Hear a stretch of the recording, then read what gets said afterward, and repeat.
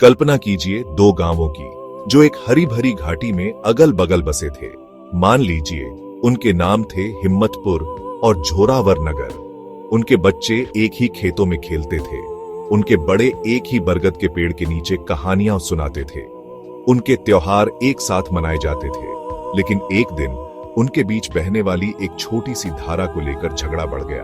एक कड़वी लड़ाई छिड़ गई, एक ऐसी लड़ाई जिसने दोनों तरफ निशान छोड़ दिए। घाटी के बड़ों ने हस्तक्षेप किया और एक कठोर रेखा खींच दी। हर चीज के लिए झोरावर नगर को दोषी ठहराया। उन्होंने झोरावर नगर की बेहतरीन खेती की जमीन का एक बड़ा हिस्सा छीन लिया। यह कहानी मेरे दोस्तों सिर्फ दो काल्पनिक गांवों की कहानी नहीं है। यह प्रथम विश्व युद्ध के बाद के सालों में यूरोप की स्थिति का एक आईना है। दी ग्रेट वॉर, जैसा कि इसे कहा जाता था, 1918 में समाप्त हो गया था, लेकिन इसने एक टूटा हुआ और खून बहता हुआ महाद्वीप छोड़ दिया था। वर्साई की संधि सिर्फ एक दस्तावेज नहीं थी, यह एक बेड़ी थी। इसे जर्मनी को कमजोर रखने के लिए डिजाइन किया गया था। शर्तें कठोर और बिना कॉम्प्रोमाइज वाली थीं। उन्होंने उनके सबसे अच्छे औजार ले लिए। उसकी कभी महान सेना को सिर्फ 1 लाख पुरुषों तक सीमित कर दिया गया। उसकी नौसेना को डुबो दिया गया और उसे वायुसेना रखने से मना कर दिया गया। मांगी गई क्षतिपूर्ति खगोलीय थी। धन का यह निरंतर बहिर्वाह जर्मन अर्थव्यवस्था को पंगु बना रहा था।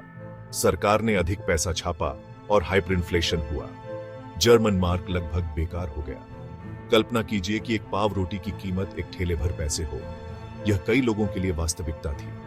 हर खाली प्लेट को वर्साई का सीधा परिणाम माना गया। निराशा के माहौल में एक आवाज उठी, एडोल्फ हिटलर। वह करिश्माई वक्ता था जो डर और निराशा से बात करता था। उसने कहा, जर्मनी महान था और धोखा खाया गया। वर्साई को अस्वीकार करो, सेना फिर बनाओ, छीनी जमीनें वापस लो।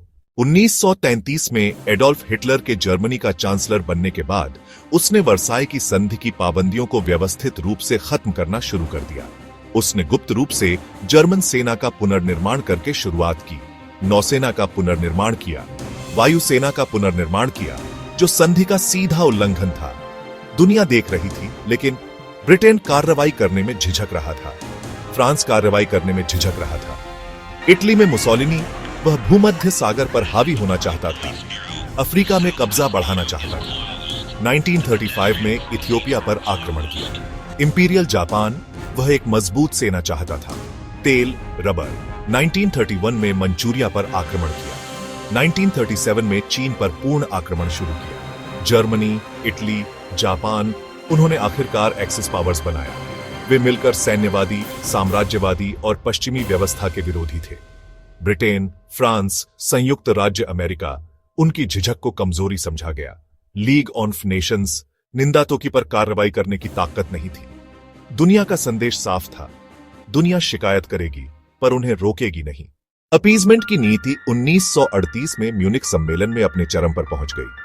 हिटलर ने सुदेतेनलैंड की मांग की थी। ब्रिटिश प्रधानमंत्री नेविल चैम्बरलेन घर लौटकर प्रसिद्ध रूप से घोषणा की कि उन्होंने हमारे समय के लिए शांति हासिल कर ली थी। लेकिन यह शांति एक भ्रम थी।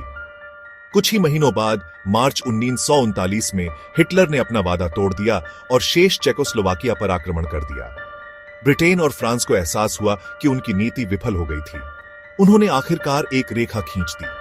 उन्होंने पोलैंड को एक गारंटी जारी की। अंतिम पहेली अगस्त 1939 में सामने आई, जब दुनिया यह खबर सुनकर दंग रह गई कि नाजी जर्मनी और कम्युनिस्ट सोवियत संघ ने एक गैर आक्रमण संधि पर हस्ताक्षर किए थे। हिटलर के लिए यह संधि एक रणनीतिक उत्कृष्ट कृति थी। अपनी पूर्वी सीमा सुरक्षित होने के साथ पोलैंड पर आक्रमण करने का रास्ता उसके लिए साफ हो गया था। 1 सितंबर 1939 को जर्मन सेनाओं ने पोलिश सीमा पार कर ली। यह गिरने वाला अंतिम डोमिनो था। अपना वादा निभाते हुए ब्रिटेन और फ्रांस ने 3 सितंबर 1939 को जर्मनी पर युद्ध की घोषणा कर दी। दूसरा विश्व युद्ध शुरू हो गया था।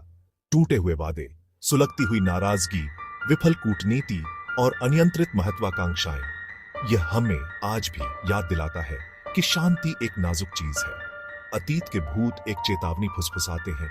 हम अपने जीवन में और अपनी दुनिया में क्या कर सकते हैं, यह सुनिश्चित करने के लिए कि ऐसी त्रासदी फिर कभी न हो।